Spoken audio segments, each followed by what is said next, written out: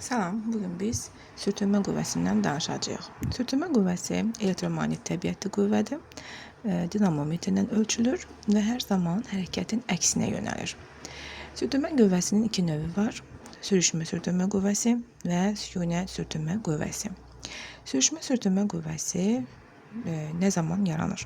Əgər cismə qüvvə təsir edərsə, F dartı qüvvəsi təsir edərsə, bu zaman hərəkətin əksinə sürtünmə qüvvəsi təsir edəcək. Yəni cisim V sürət alarsa, yəni müəyyən bir sürət alarsa, yerindən tərpənərsə, o zaman sürüşmə sürtünmə qüvvəsi yaranacaqdır. Yox, əgər cisim yerindən tərpənməzsə, yəni sürət almazsa, bu zaman təsir edilən qüvvə, yəni dartı qüvvəsi elə sükunət sürtünmə qüvvəsinə bərabər olacaqdır. Sükunət sürtünmə qüvvəsi dartı qüvvəsi artdıqca artacaqdır və sonradan maksimal qiymət alacaq və artıq onun artımı dayanacaq və sabit qiymət alacaqdır. Bunu necə göstərə bilərik qrafiklə? Deməli, F sürtünmə, yəni sükunət sürtünmədir. Burada isə F dartıdır. Sükunət vəziyyətində, yəni cisim nə qədər ki sükunətdədirsə, o zaman sükunət sürtünmə qüvvəsi maksimal qiymət alacaq və cisim artıq hərəkətə başlayırsa, bu zaman deyəcək ki, burada sükunət sürtünmə qüvvəsi sürüşmə sürtünmə qüvvəsi ilə əvəz olunur. Məsələn, tutaq ki, dartı qüvvəsinə biz 1 Newton vermişik, yəni 1 Newton qüvvə ilə cismi dartırıq. Cisim yerindən tərpənmirsə, onda sükunət sürtünmə qüvvəsi də elə 1 Newtona bərabərdir. Yox, əgər dartı qüvvəsinə 2 Newton vermişik, 3 Newton vermişik və bu zaman yenə də cisim tərpənmirsə yerindən, yəni sürət almırsa, onda bu zaman sükunət sürtünmə qüvvəsi 2 Newtona, 3 Newtona bərabər olacaqdır. Və nəhayət dartı qüvvəsinə 4 Newton qiymət verdiyi zaman görürük ki, cisim hərəkətə başlayır, yəni müəyyən bir sürət alır. Demək ki, bu zaman artıq sükunət sürtünmə qüvvəsi sürüşmə sürtünmə qüvvəsi ilə əvəz olunub. Yəni maksimal qiymətini artıq 4-dən kiçik bir qiymətdə alıb, yəni sükunət sürtünmə qüvvəsi və artıq 4 Newton qiymət alanda dartı qüvvəsi sükunət sürtünmə qüvvəsi sürüşmə sürtünmə qüvvəsi ilə əvəz olunubdur. Sürtünmə qüvvəsi Fs bərabərdir μ n düsturu ilə təyin olunur. μ burada sürtünmə əmsalıdır.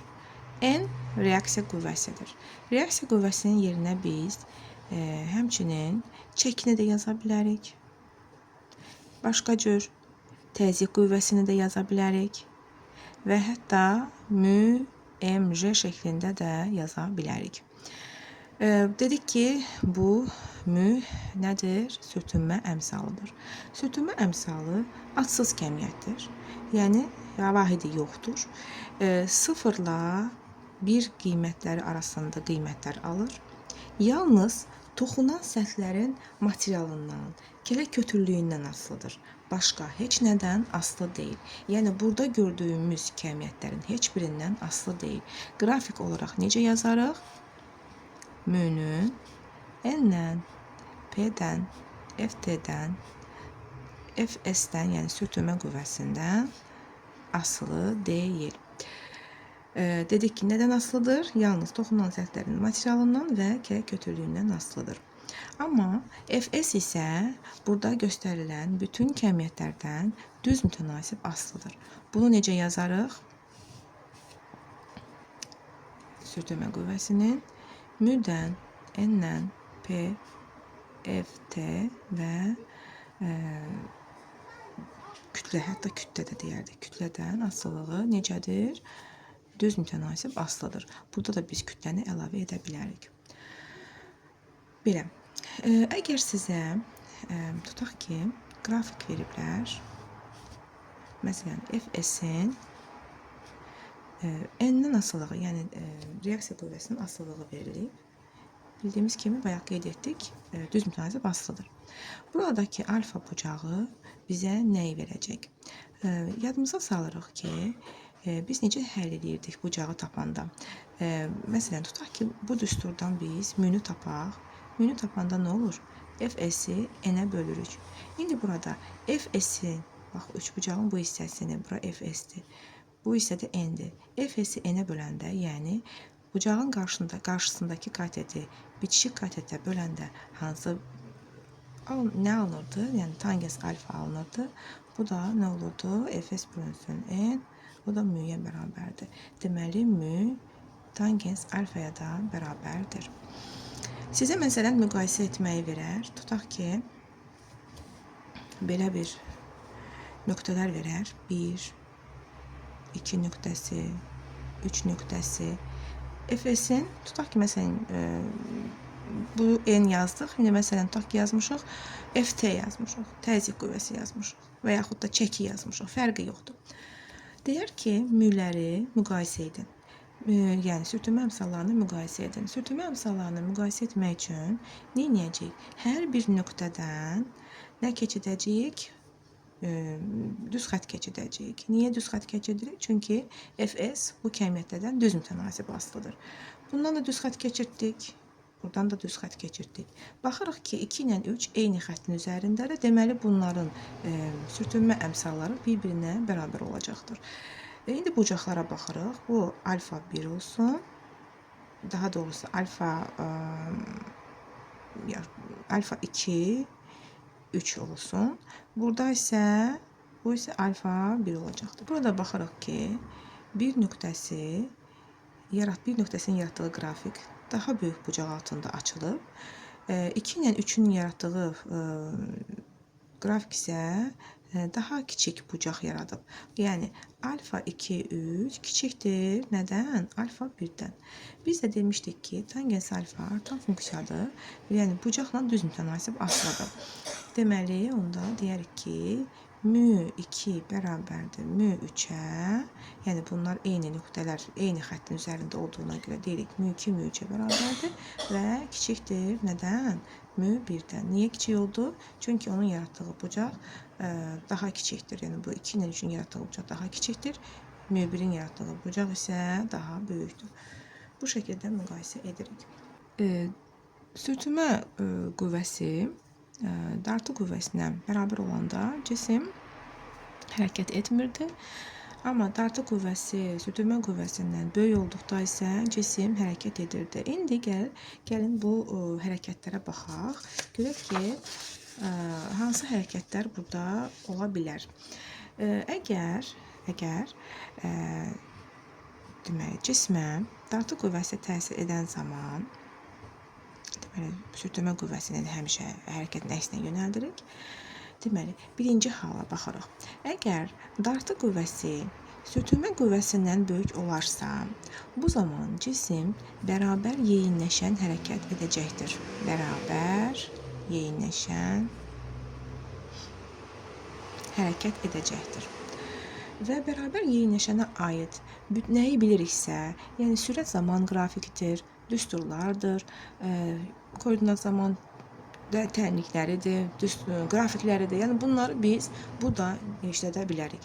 Dedik ki, bərabər yeyinləşən hərəkətdə, gəlin yadımıza salaq. Bərabər yeyinləşən hərəkətdə sürət zaman qrafiki necə idi?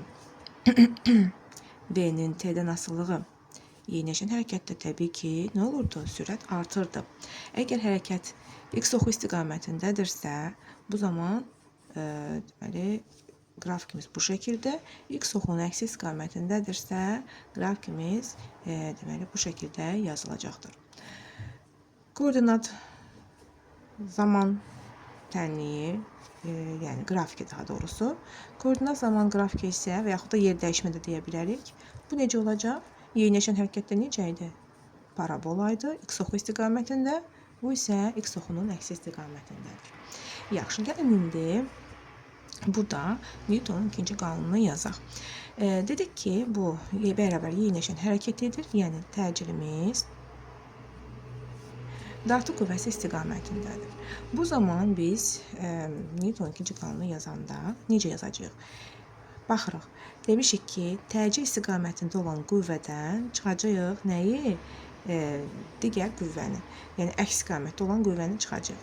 F dartıdan çıxırıq. F sürtünmə qüvvəsini bərabər edirik nəyə? Bu M kütləli cisimdir. M A-ya. A-nı buradan tapsaq nə olacaqdır? F dartı çıxılsın. Fs bölünsün M. Bu şəkildə biz təcili də tapa bilərik.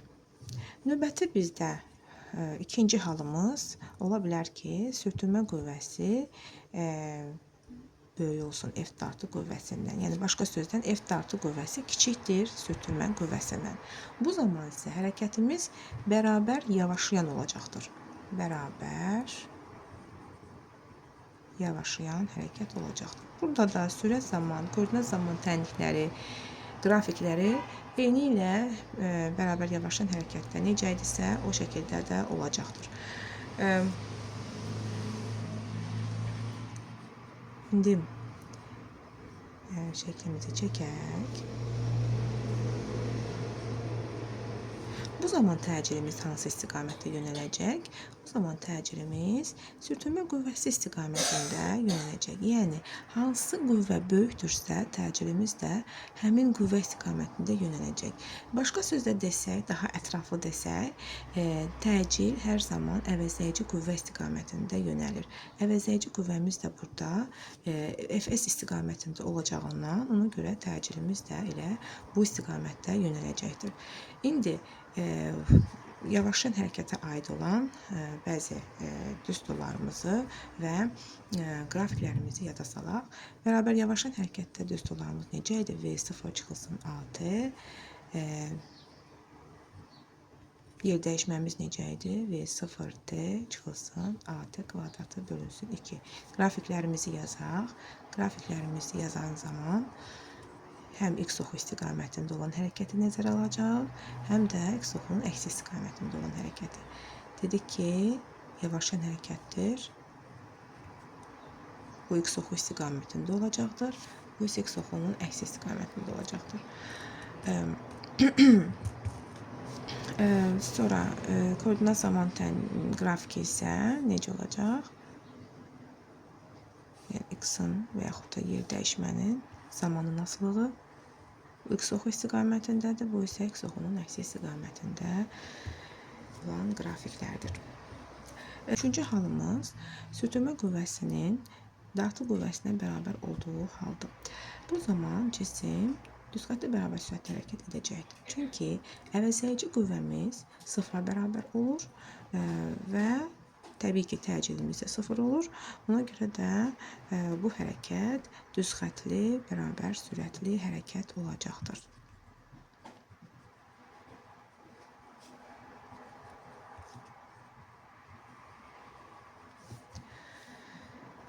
Deməli, bunun üçün biz M kütləli cisimdir, F dartıdır. Burada yenə sürtünmə qüvvəsini qeyd edirik. Dedik ki, nə oldu? Bir-birinə bərabər olsa, əvəzləyici qüvvəmiz də təbii ki, nəyə bərabər olur? Əvəzləyici qüvvəmiz də 0-a bərabər olur. Yəni, F dartıdan Fs çıxanda bir-birinə bərabər olduğuna görə 0 olur. Onda nə yazarıq? Yazarıq ki, təcilimiz də 0-dır. Təcilimizin də 0 olduğu hal hansı haldır? Bərabər sürətli hala uyğundur. Burada da biz qrafik və düsturları da yaza bilərik. Düzxətli bərabər sürət hərəkətdə sürət zaman qrafiki necə idi? V-nin T-dən asılılığı bu şəkildə idi. Yolun zamandan asılı qrafiki isə S-in T-dən asılılığı isə necə idi? Düz mütənasib asılı idi. Əgər hərəkət x oxunun əksi istiqamətində olardısa, onda təbii ki, qrafikimiz aşağıda olacaqdır. Burada isə bu şəkildə yazılacaqdır. İndi fərz edək ki, cismə qüvvə bu şəkildə təsir edir. Yəni, M kütləli cisimdir. sürtünmə qüvvəsi təbii ki, hərəkətin əksinə yönələcək. F qüvvəsi təsir edir və üfüqlə necə? Alfa bucağı əmələ gətirir. Bu zaman biz nə tətbiq edəcəyik? Burada biz F-in proyeksiyasını tapmalıyıq.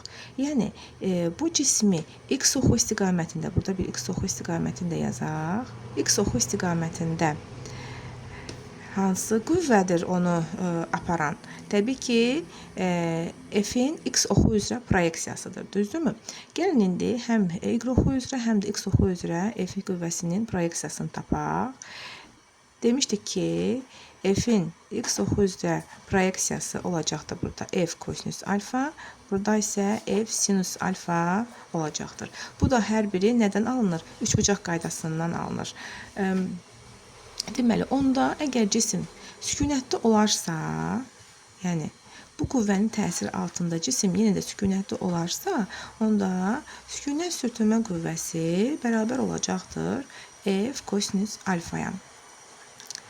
Yox, əgər cisim müəyyən bir hərəkət icra edərsə, o zaman artıq bizim qüvvəmiz, yəni sürtünmə qüvvəmiz aşağıdakı kimi, yəni yazacağım, bu xalla təyin olunacaqdır. Biz burada nəyə qeyd etməliyik? Biz burada cismin həm ağırlıq qüvvəsini qeyd etməliyik, həm də askının, yəni dayağın reaksiya qüvvəsini qeyd etməliyik. Demişdik, sürüşmə sürtünmə qüvvəsi necə təyin olunurdu? N-lə təyin olunurdu, düzdürmü? Burada indi baxırıq. N-imiz nəyə bərabər olacaqdır? Gəlin tarazlıq şərtini yazaq. Tarazlıq şərtimiz nədir? Yuxarıya doğru hansı qüvvələr təsir edir? N üstə gəlinsin F sinus alfa. Yazıq. N üstə gəlinsin F sinus alfa bərabərdir. Nəyə? Nə ilə tarazlaşıblar? MJ ilə. MJ ilə tarazlaşıblar. Buradan N-i tapsaq nə olacaqdır? MJ çıxılsın F sinus alfa olacaqdır. Onda bu ifadəni gətirib yazsaq burada yerinə alacağıq ki, sürüşmə sürtünmə qüvvəsi mü mj çıxılsın f sinus alfaya bərabərdir.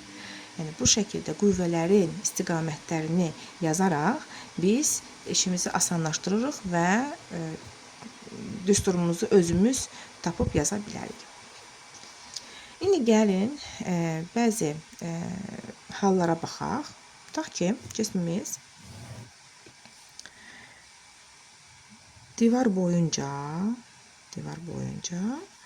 F qüvvəsinin təsiri altında yuxarı qalxır. M kütləli cisimdir. Cismimiz yuxarı qalxır. Bu divardır.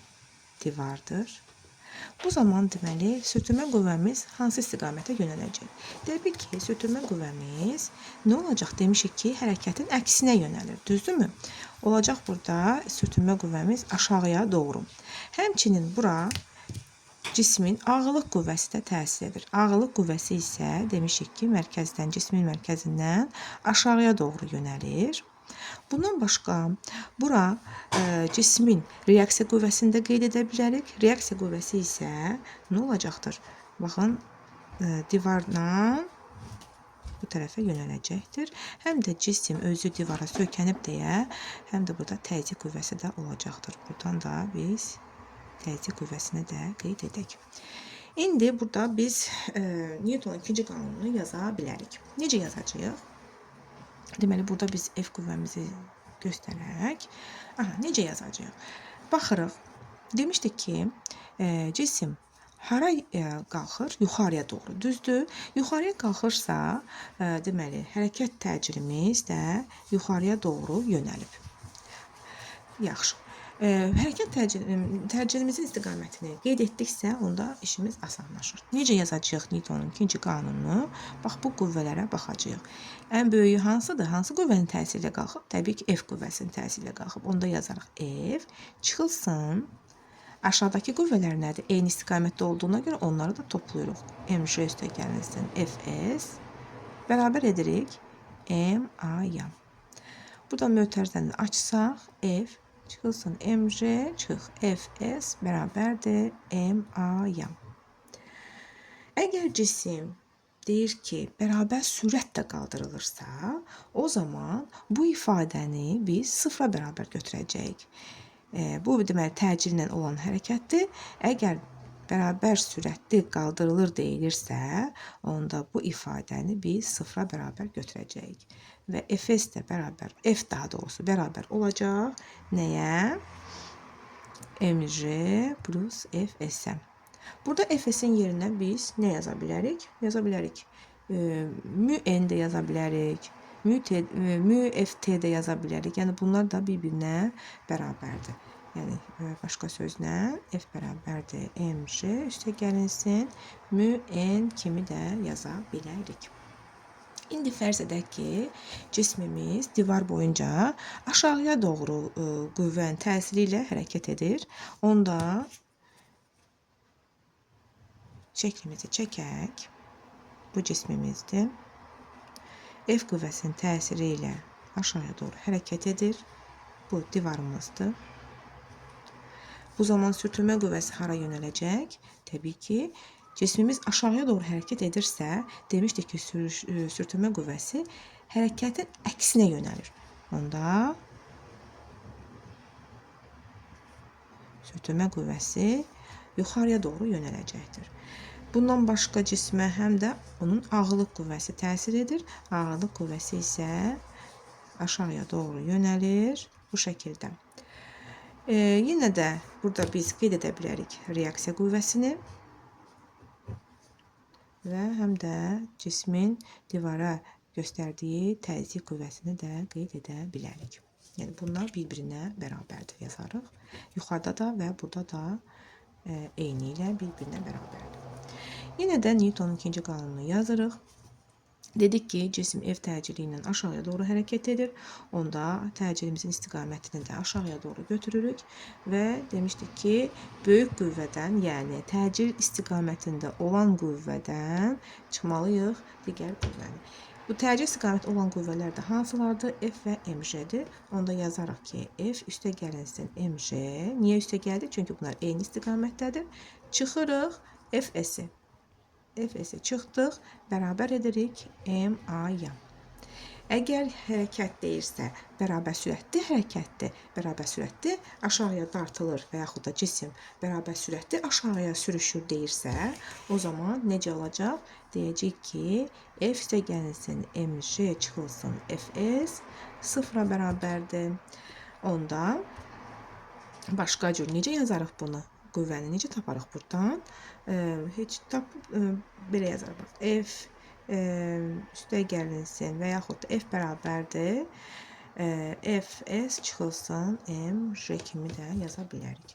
Burada da fs-in yerinə mü-n çıxılsın mj yazırıq. Bu şəkildə biz təriflərimizi yazıb nə tələb olunursa onu tapa bilərik. Yalnız sürtünmə qüvvəsinin təsiri altında hərəkət varsa, bu hərəkət olacaq bərabər yavaşlayan hərəkət. Deməli, yalnız sürtünmə qüvvəsinin təsiri altında hərəkət varsa, bu olacaq bərabər yavaşlayan hərəkət. Bərabər yavaşlayan hərəkətdəki, bayaq qeyd etdik, sürətin zaman nasıl qrafiki necə olacaq, yol zaman qrafiki necə olacaq. Yəni, bunlar da biz artıq bunları təkrar etdik. Növbəti bizim mövzumuz olacaq tormuz yolu və tormuz müddəti. Tormuz yolu və tormuz müddətini biz necə tapırıq? Ümumiyyətlə, dedik ki, cismin tormuz yolu nə ola bilər? Cismin dayanana qədər getdiyi yoldur da, düzdür. Cisim dayanana qədər gedirsə, hərəkətdə olubsa və bu yolu biz tapmaq istəyiriksə, bilməliyik ki, sonda sürətimiz nəyə bərabər olub? Sıfıra bərabər olub, düzdürmü? Onda bildiyimiz düsturları yazırıq. Bildiyimiz düsturları gəlin yazaq. S bərabərdir. V-nin sıfır olduğu hal üçün V kvadratı, yəni V0 kvadrat bölünsün 2A. Düzdürmü? Bu düsturu yaza bilərik? Yazarıq. Yaxşı. Bir şey qeyd edim mən sizə. A ümumiyyətlə təcil sürüşmə sürtünmə qüvvəsi varsa və yaxud ümumiyyətlə sürtünmə qüvvəsi varsa, o müj-yə bərabər olur. İsbatı da var, sadəcə olaraq vaxtımız getməsin deyə yadda saxlayın ki, A hər zaman sürtünmə qüvvəsi olan yerdə müj-yə bərabərdir. Onda biz burada A-nı müj ilə əvəz etsək, nə alarıq? Alarıq ki, V0 kvadrat bölünsün 2 müj. Burada biz hər tərəfi M-ə vursaq, hər tərəfi M-ə vurub M-ə bölək, onda bura nə ifadəsi olacaqdır? Nəyin ifadəsidir? Bayaq öyrəndik. Təbii ki, sürtünmə qüvvəsinin ifadəsi, düzdürmü? Onda yazarıq. Aşağıda nə oldu? F sürtünmə. Yuxarıda nə qaldı? MV0 kvadratı. Yadımıza salırıq ki, MV0 kvadratı bölünsün 2. Nə düsturudur? Hansı düsturdur? Təbii ki, kinetik enerjinin düsturudur, düzdürmü? Onda yazarıq Y kinetik bölünsün Fs. Başqa cür bunu biz impulsla da yaza bilərik. Impulsla isə necə yazacağıq? Yazacağıq ki, P0 kvadratı bölünsün 2M vurulsun Fs. İmpuls özü nəyə bərabərdir? İmpuls özü MV-yə bərabərdir. Və mən burada hər tərəfi M-ə vurdum. Hər tərəfi burada yenə də M-ə vuranlar aşağıda M qalır. Bu da M kvadratı, V kvadratı. O da P kvadratı olacaqdır. 2-də olduğu kimi qalacaqdır. Sizdən əgər soruşsalar ki, tormuz yolu kütlədən necə asılıdır? Deyəcəksiniz ki, kütlədən asılı deyil. Çünki əsas düsturda kütlə yox idi. Kütləni biz gətirdik, sadəcə olaraq gətirdik ki, düsturları bu şəkildə salaq bilək. Ona görə qrafik yazan zaman, qrafiki çəkən zaman tormuz yolunun M-dən asılılığını siz asılı deyil kimi götürəcəksiniz. Digər hallarda isə gördüyünüz digər kəmiyyətlərdən tormuz yolu necə asılıdır? Məsələn, tutaq ki, V0 kvadratı ilə P0 kvadrat necə mütənasibdir? Kvadratik asılıdır, düzdürmü? Sonra kinetik enerjidən necə asılıdır? Düz mütənasib asılıdır.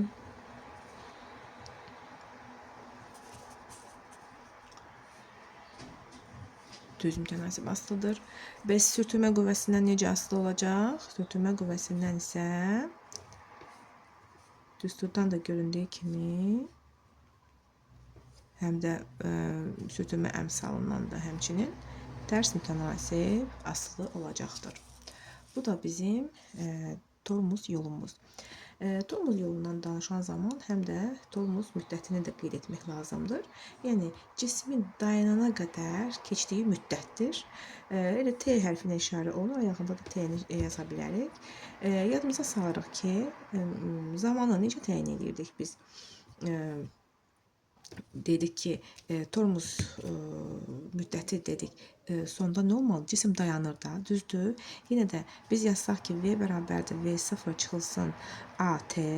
A-nın yerində nə yazırıq? Dedik ki, müj yazacağıq. V0 çıxılsın müj-T, düzdürmü? Dedik, cisim dayanır. Cisim dayanırsa, biz bunu sıfıra bərabər götürürük. Sonda cisim dayanır. Tormuz veririksə, təbii ki, gündəlik həyatımızda da müşahidə edildiyimiz bir haldır. Onda V0 bərabər olur müj-T-yə. Buradan da tormuz müddətini tapa bilərik. Nə olacaqdır? Tormuz müddəti bərabər olacaqdır. V0 bölünsün müj-yə. Burada da biz hər tərəfi M-ə vursaq, hansı ifadəni alacağıq? Alacağıq. Bu MV0 nədir bizdə? İmpulsdur. İmpuls bölünsün. Mümj isə nədir? Sürtünmə qüvvəsidir. Başqa kinetik enerjini də daxil edə bilərik bura. Kinetik enerjini daxil edən zaman baxırıq ki, burada kvadrat yoxdur. Biz kvadrata gətirməliyik. Onda belə deyərik. Kinetik enerjidən kök alaq. Kök alsaq nə olacaqdır? 2y kinetik 0, yəni başlanğıc çal üçündür da. Burada da hətta 0 olmalıdır. M bölünsün nəyə? F sürtünməyə. Burada niyə belə yazdıq? Baxın, bu ifadəni açsaq, elə bax bu ifadəni alacağıq. Gəlin istəyirsiniz isbat eləyim. Kök altında 2y kinetik m. İndi açmaq istəyək, tutaq ki, y kinetikin yerinə mv kvadratı bölünsün 2 yazırıq. Vurulsun m də var. Bu 2 ixtisar getdi. M kvadratı v kvadratı. Buradan nə çıxır? mv çıxır. Gəldi mi buna çıxdıq? Gəldik, çıxdıq. Ona görə bu şəkildə də yazsaq ifadəmiz düzgün alınacaqdır. İndi qrafiklərə baxa bilərik. Qrafiklərdən də görüldüyü kimi m-i biz özümüz düz tura gətirdiyimizə görə tormuz müddəti m-dən asılı deyil. Amma digər hallardan necə asılı olacaq? Görüldüyü kimi deməli P0 ilə V0 ilə düz mütənasib asılıdır.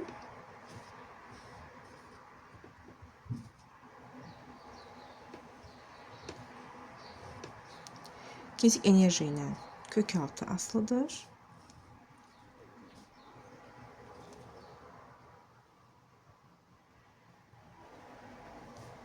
Kök altı qrafikimiz bu şəkildədir. Və dedik ki, kütlədən isə asılı deyil. Sürtünmə qüvvəsindən və sürtünmə əmsalından isə tərs mütənasib asılıdır. Qrafikdə necə olacaqdır? Buradan yazım görsənsin.